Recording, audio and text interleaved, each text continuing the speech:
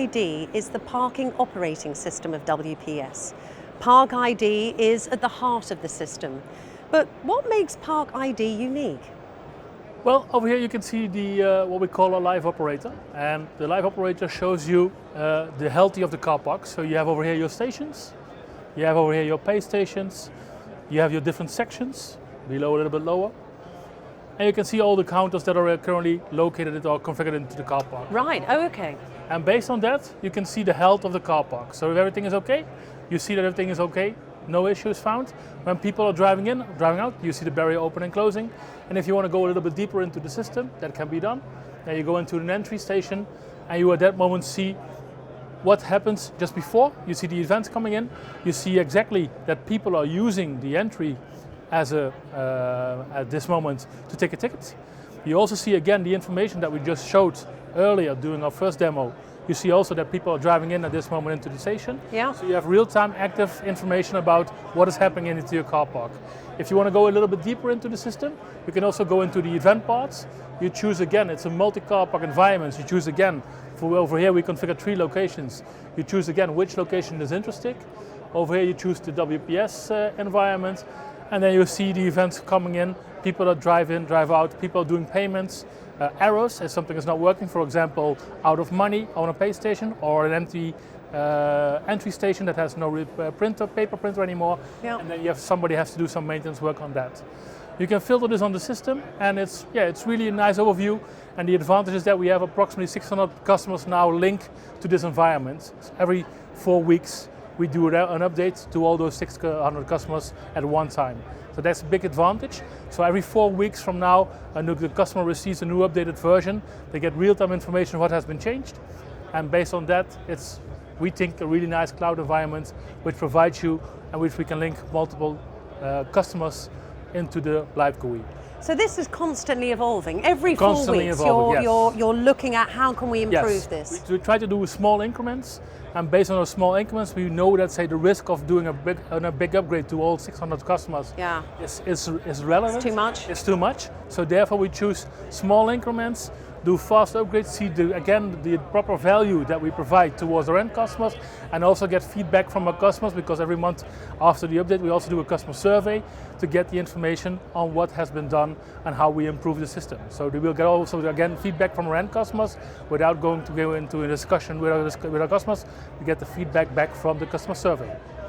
And who uses this system? Who uses it? It can be differently. You can be an operator, a big operator. It can be a local government. It could be a hotel. It could be, I don't know, some sort of recognition environment. For example, where you have parking. It could be a supermarket. There are multiple customers. The regions there. It could be an airport. We have airports in our environment. Yeah. So we have multiple customers that use the system. It's not only strict or tailor-made to one specific customer, it's there for the whole market available. Right, okay, so and you don't, I mean it's not that you have to have specific extra knowledge, it's a quick training and it's a quick training, yes. We have, let's say, in the live operator we have an online help file that goes into the system and helps you to explain if stuff is not, let's say, fully explainable. Then you go into the online help file, and then based on that you can see what you need to do or what you need to change to understand how it works. Right. But otherwise there's also trainings being done by our technical colleagues that helps the customers to speed up.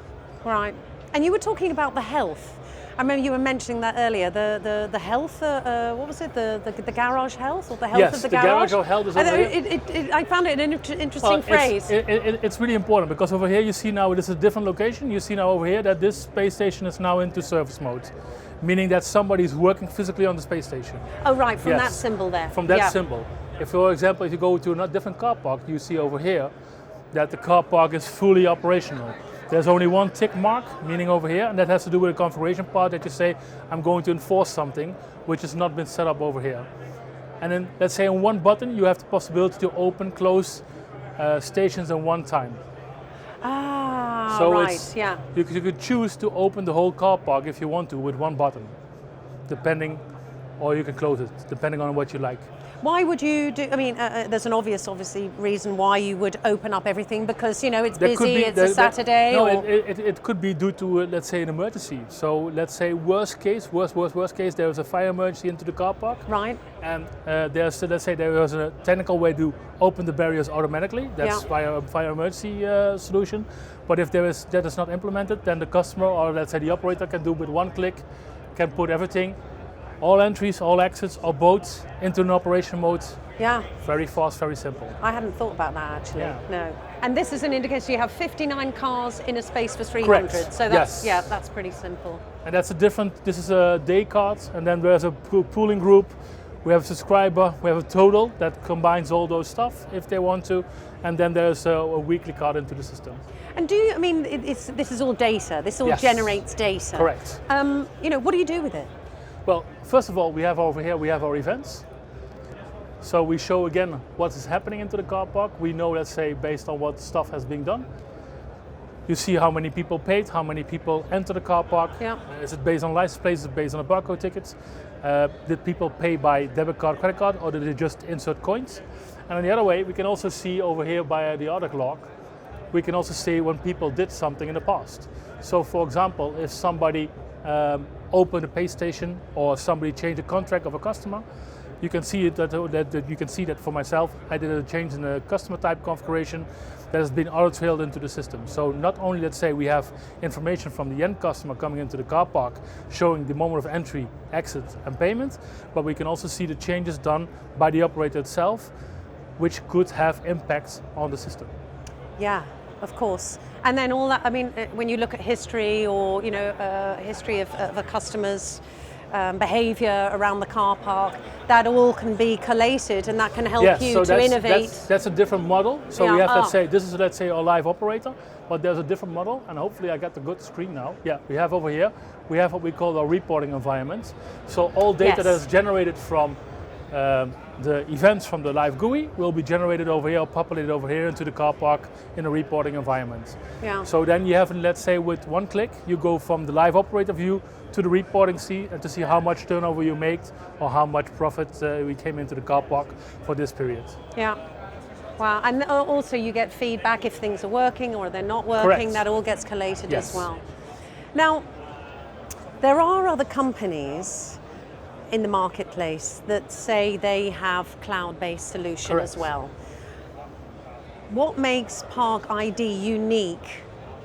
I think I already said that a little bit earlier into the interview. I think we have already 600 people or 600 customers linked to this environment. Right. And we do, every 4 weeks, we do an upgrade towards those 600 customers at one time. Well, of course, that does make it unique. Staying in contact with the customer every 4 weeks so that you can innovate and make the product better is always helpful. Correct. Yeah. The easiest way is to create value as fast as possible. And that's what we try to do with the updates every 4 weeks. Dave, thank you very, very much for all your help. Thank you.